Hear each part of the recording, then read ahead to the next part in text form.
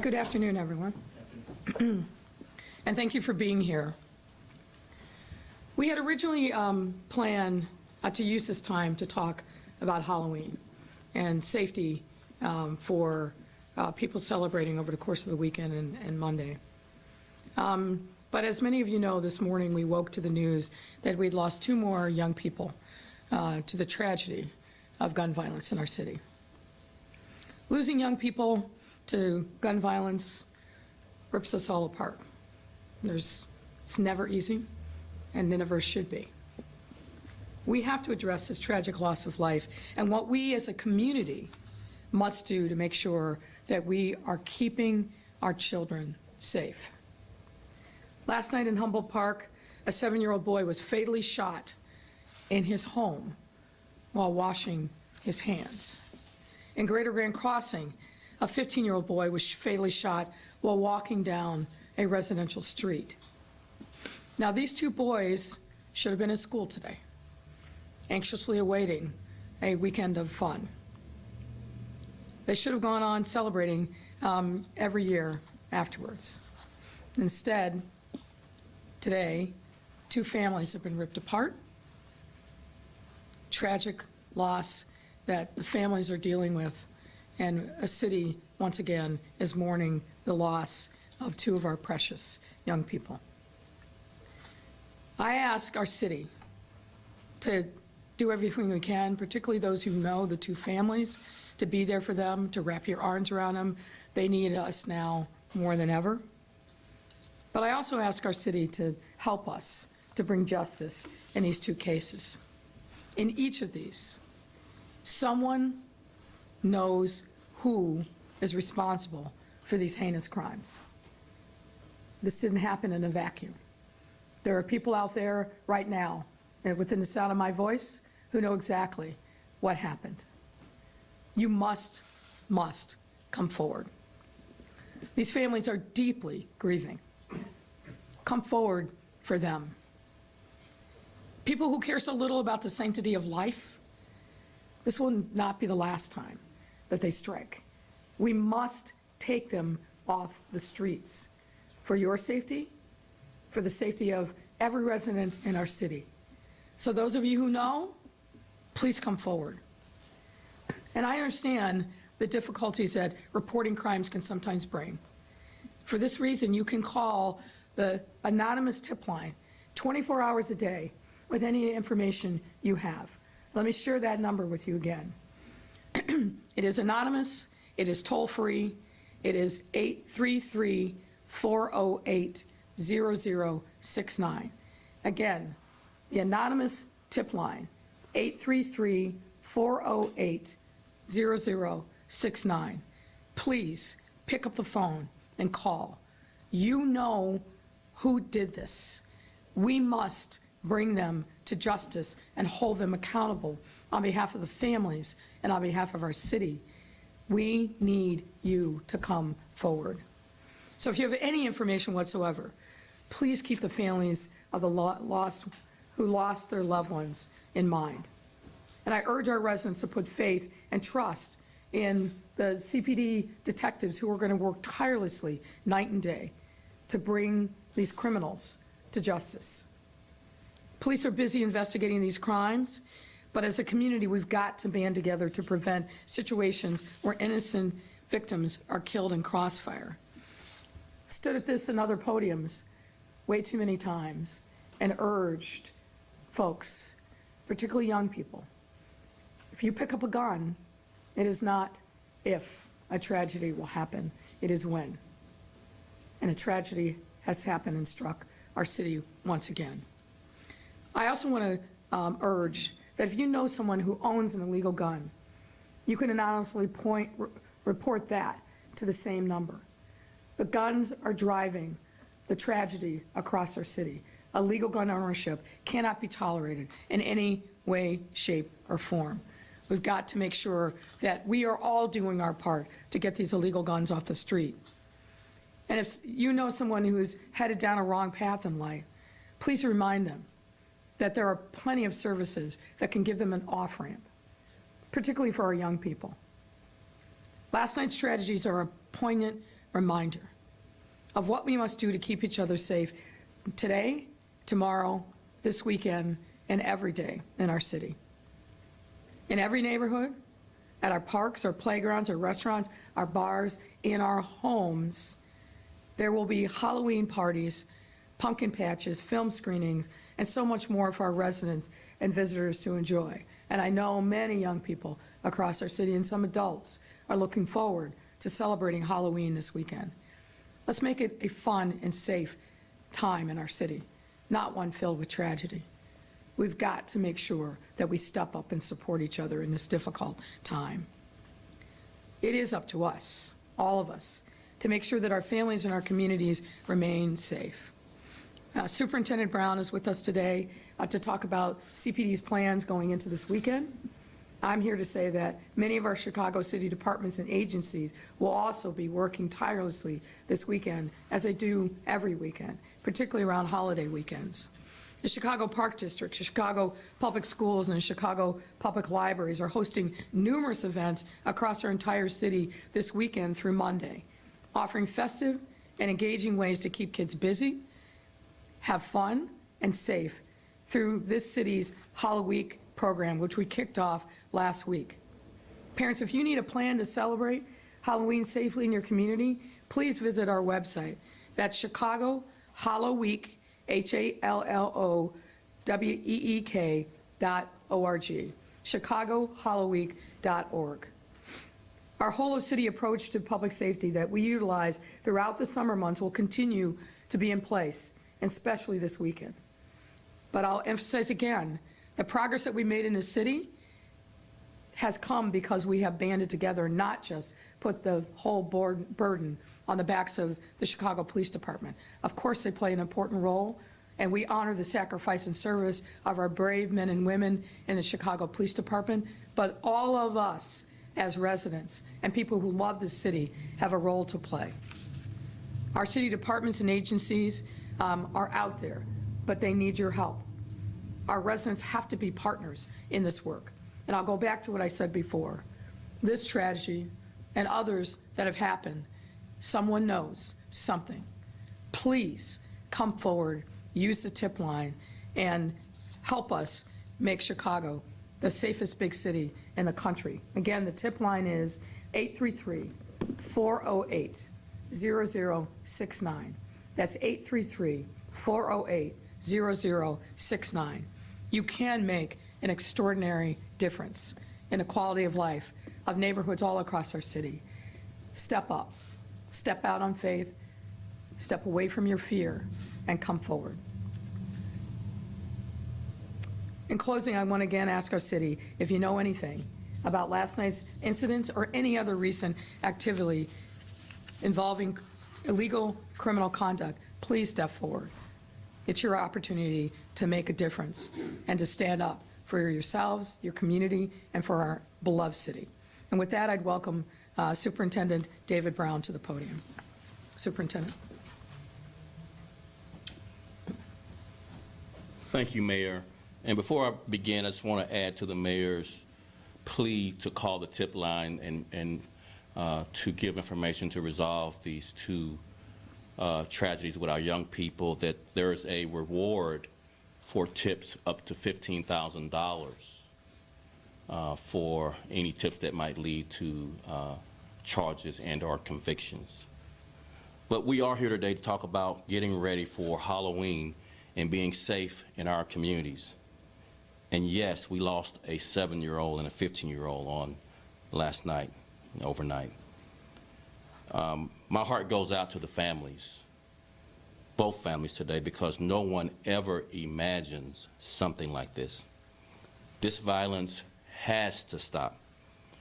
And we, the police department, our police officers, we will not give in to it, and neither should you. We have to get guns off the streets of Chicago, and we must get rid of illegal guns from in the hands of habitual and violent offenders and hold them more accountable in our criminal justice system. After our officers risk their lives taking these guns from these violent people, our courts should hold them increasingly more accountable. Whether a child is at home getting ready for bed, or a teen is outside just walking, simply walking down the street, they should be safe. And their parents shouldn't think twice about their safety.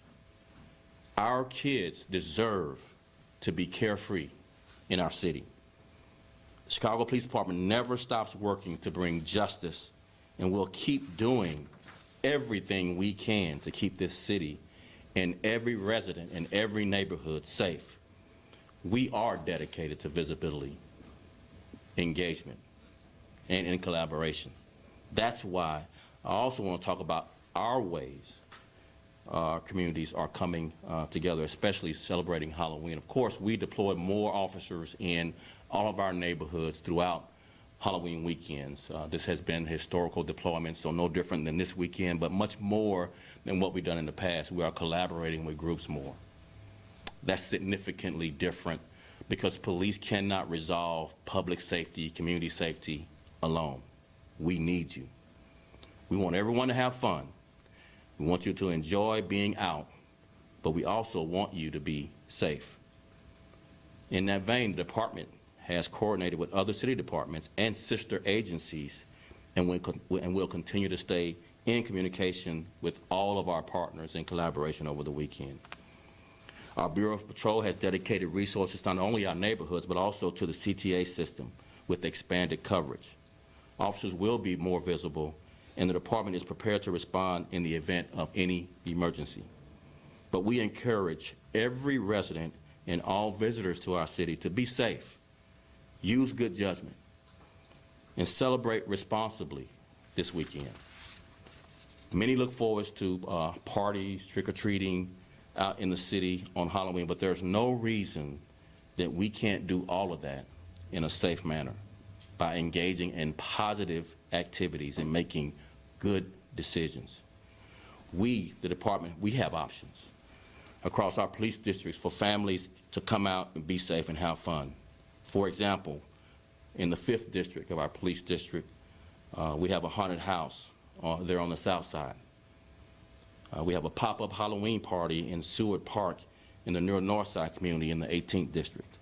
And we have a trunk or treat event in our 10th district there on the west side.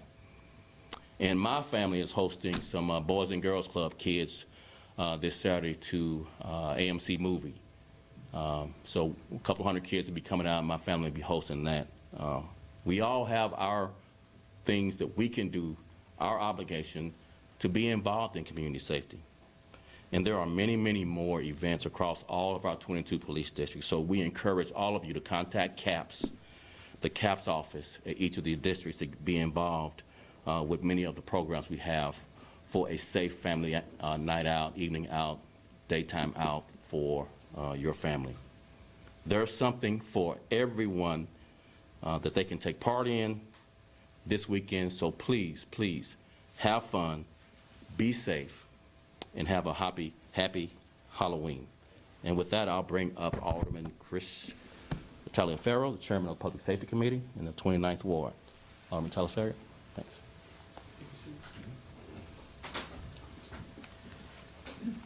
Good afternoon, everyone. Good afternoon. Thank you, Mayor Lightfoot, Superintendent Brown, and the esteemed guests that have joined us on this stage.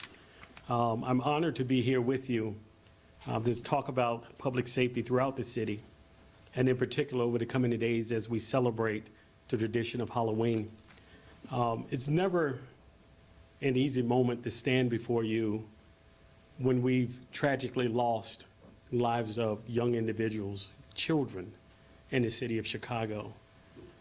So at this time, I really want to express my condolences, my prayers to the family of the children that were killed last night, and my continued prayers to those victims, families, and friends of those that are victims of violence throughout the city this entire year and even before.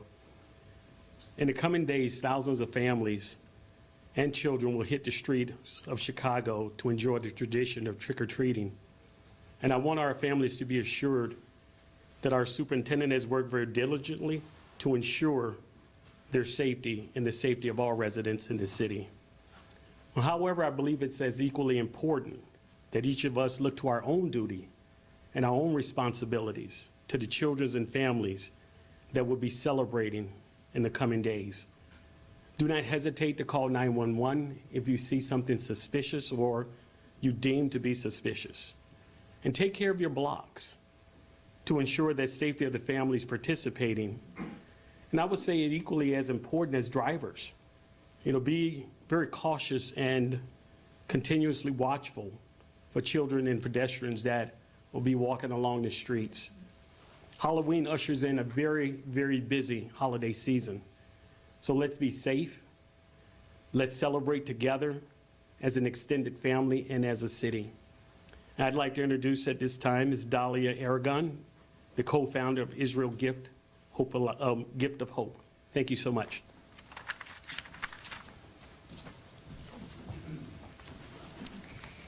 Thank you, Alderman, and thank you to the mayor and all of you for having me here today. My name is Dahlia Aragon.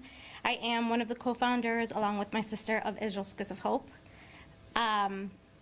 We started the organization after my brother Israel was killed by the city's gun violence years ago, and I definitely want to say that my heart is with the parents and the families, but more importantly with the siblings of the victims who are being lost to city violence. Being a sibling myself, I know what impacts that has on the future, and I know that gun violence creates many, many, many ripple effects. So I just want to let the siblings out there know that there are people in the city who care about you and who are here to support you.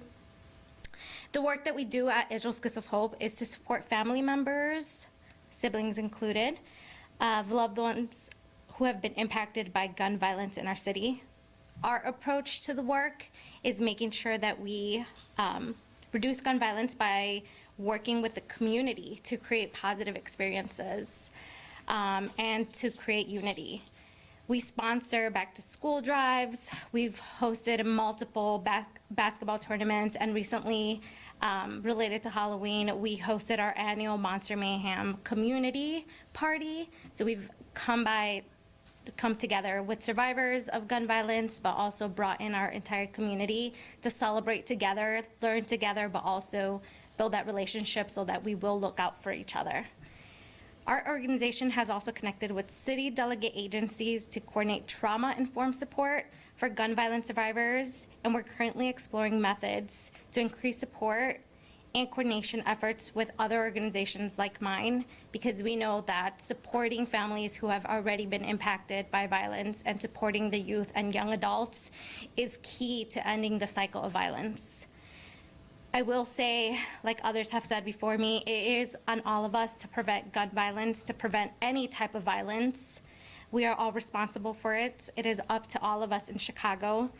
And I've been pleased to have the support of Mayor Lightfoot and other city advocate organizations like mine to continue in this work together. I want to stress that it's very important for the community to get involved, because no one will care about us as much as we'll care about each other. My ask for this Halloween is that Chicago stands up and looks out for one another, because we cannot rely just on the police to do this preventative work. It's up to us to take care of one another. With that, I'd like to invite Benny Curry to the podium, and thank you everyone for having me here and listening to my words.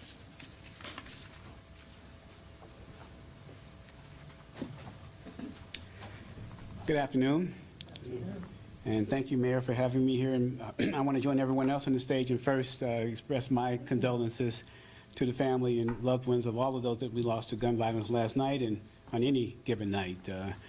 And I was invited here to talk about a way that we celebrate Halloween in Hyde Park.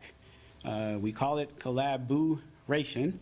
We're now in our 4th year. We started it in 2019 as a way to address some things that occurred in 2018 that weren't so neighborly in the community. And basically, what we're doing is, as I like to say, is we're building community block by block. So we have 25 blocks what we call activated in Hyde Park. People like myself in orange shirts are block activators, block captains, and they will be making sure that our residents on Halloween night are being very, very hospitable, that they are, that they have the lights on. Our strategy is that people will be outside in the front yard giving away candy, enjoying libations. Some people will be grilling hot dogs. Some folks will be doing things with their dogs. The bottom line is to have people out and about, very positive and friendly, but to also be visible and vigilant in a way that, as I say, you know, it builds community and also promotes safety at the same time.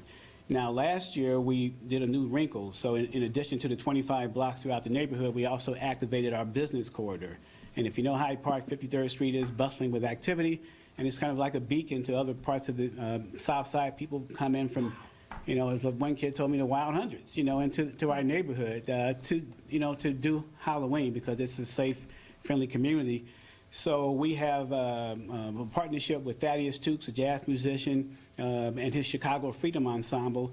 They will be going up and down the corridor, playing music that I like, that the kids like, and everything in between. And again, volunteers in orange shirts.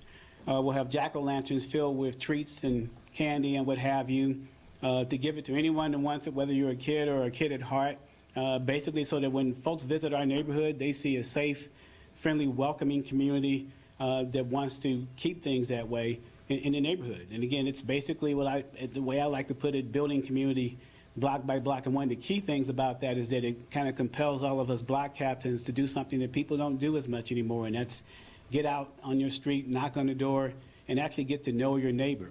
Get their contact information, set up a group me chain, but be able to do things not just for Halloween, but also throughout the year, because so much now with social media, we don't engage with each other anymore. That's what this is about. Community engagement is collaboration. Thank you very much. Happy to take your questions. Thanks a lot, Mayor. Appreciate it. Members of the media, Alejandra and I will bring down the mics to you, and we'll have 2 questions per reporters. We'll kick it off with Liz from ABC 7. Okay, the first one is from my colleague Craig Wall, just asking for your reaction from Commissioner Johnson entering the race. sorry? Craig Wall wants to know about your reaction to Brandon Johnson entering the race, and are you concerned at all about the progressive support that he already has? Well, look, I think given the nature of the conversation that we're having today, I think there's plenty of time for politics, but the bottom line is no. I focus on doing my job, focus on reminding people in the city the accomplishments that we've had over these last 3.5 years. That's what I'm going to focus on. That is what I will be bringing in this reelection, but focus on doing my job and delivering for the residents of the city as we've done over these last 3.5 years. Come one, come all. And then this could be for you, for the superintendent. Good Kids Mad City filed a lawsuit yesterday to block enforcement of the curfew so that their ambassadors can be out and about, their youth ambassadors can be out and about in Hyde Park on Halloween to try and keep the peace there. The city's response to that. Well, I don't typically comment on pending litigation, but if you read the ordinance, there's plenty of opportunity in the ordinance itself for them to do exactly what they're saying that they want to do. So I'll let the court and the lawyers decide it, but there's nothing that prevents people who are active and engaged, going to events, staffing events, from being out in the city. The curfew ordinance doesn't stop that, so. I did have a question either for the superintendent or Detective Deanhan on the 7-year-old. We had heard that this stemmed from a shootout in the alley behind the house. Can you clarify and also provide any information about the investigation at 1000 West or North LaSalle? Sure. I'll start with your first one. It's an ongoing investigation. We're still trying to establish facts through evidence and corroboration, so we don't have a completed story that we want to confirm at this point. We've heard that version of what the events transpired prior to the shooting, but we're still trying to establish that through interviews with people we have in the district. Thanks, Superintendent. Coco, Cinevision, please. Okay, Jenna Barnes, WGN. Question for the superintendent. We have learned a veteran CPD officer, Marco Simonetti, was arrested last night, charged with official misconduct and aggravated battery connected to a taser incident from August of last year. Can you respond to the charges against him, and what's his status at So CPD? generally, we don't, respond to ongoing investigations from employment circumstances. So what I will say, we're in process of relief of powers because he was arrested, and that the investigation will obviously be ongoing and conclude with, at some point, some recommendation for ultimately disciplining the officer. All right? Thanks. Heather, WTTW. Hi, Superintendent Brown. I had a good guess. I wasn't quick enough to keep you from stepping away. We heard Chief Yolanda Talley tell the City Council that one of the issues with the investigation into the officer and his ties to the Proud Boys was that the FBI has not designated the Proud Boys as a hate group. But the FBI does not designate groups as hate groups. Can you explain what role that played in the investigation and why that erroneous statement was made? So what I will say is we have a zero tolerance for any of our members, both sworn or civilian, being engaged with, involved with in any way, hate groups, regardless of who designates them as a hate group. We conducted a thorough and complete investigation of all the allegations, and we concluded that there wasn't a preponderance of evidence, which is the standard of proof for all of our investigations from an administrative standpoint. It is not the criminal standard of beyond a reasonable doubt. It's preponderance of evidence, which is a lesser standard. And in my opinion, remarks about, what someone may have said, whether that's Chief Talley or others, I will just point you back to my response. We have zero tolerance, a thorough and complete investigation. We could not prove by a preponderance of evidence any of the alleged allegations. Okay? Thanks. Aaron, Hyde Park Herald.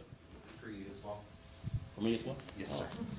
What is the plan in Hyde Park on 53rd Street this Halloween night? There have been collaborations between the 2nd District and the 4th and 5th Ward Alderwomen before to get a specific kind of law enforcement response, but I don't really know much about what CPD is planning that night. Do you have any update about? Sure. It's a and whether they're going collaboration. to be bringing in more departments or more divisions and that kind of thing, So, of course, it's a collaboration, as we've all mentioned. And I would point back to the last couple of years where we collaborated with Hyde Park and all the stakeholders with celebration, Halloween. But we again, it cannot be a police-only solution to community safety, is my point.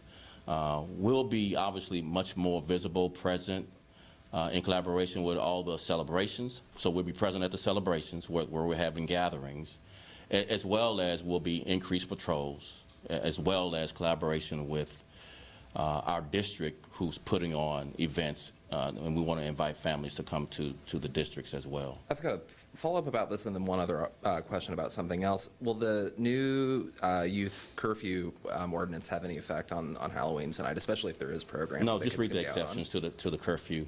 Yeah. Yeah, Okay, that it's makes built sense. in, yeah. And then secondly, on November 10th, there's going to be a subject matter hearing in Alderman Taliaferro's committee about the Anjanette Young ordinance, which would codify changes to the city's warrant serving policy. It's been a while since that's come up in city council business before. I wondered if you have an opinion on it, or if the mayor if the mayor has an opinion on it. Thank So you. we're engaged now with our independent monitoring team of our consent decree on the search warrant. Of course, it came up under our consent decree recently, so we'll be moving forward. Likely not much difference between what's proposed and what we have in place. Would you support codifying it? Well, we have something in place now, policy in place, Right. and now it's up under the approval of the federal judge in the consent decree. So all changes to the search warrant policy comes up under the federal judge. So Thanks a lot, Superintendent. Mayor? Well, I really think the superintendent said it all. You recall that we did extensive community engagement back in 2021 to make sure that we were substantially changing the search warrant policy, doing extensive levels of authority and sign-off so that there was a lot more accountability. That plan, as the superintendent said, was fully vetted by the independent monitor, fully vetted by the state attorney general, and signed off on by the federal judge. And as the superintendent said, the search warrant policy now is a subject of the the consent decree. So fine, of course, and happy to have more discussion about that in the Public Safety Committee, but we invited the authors of that ordinance to be engaged a year plus ago, to offer comments during the extensive public engagement process. I'm not sure that any of them took us up on that, but the policy is one that we feel comfortable with, that the department has trained extensively on, and as I said, far more accountability levels and conditions in that new policy, which have been signed off on by the federal judge. Thank you, Mayor. That's a wrap, everyone. Have a great day. Appreciate it.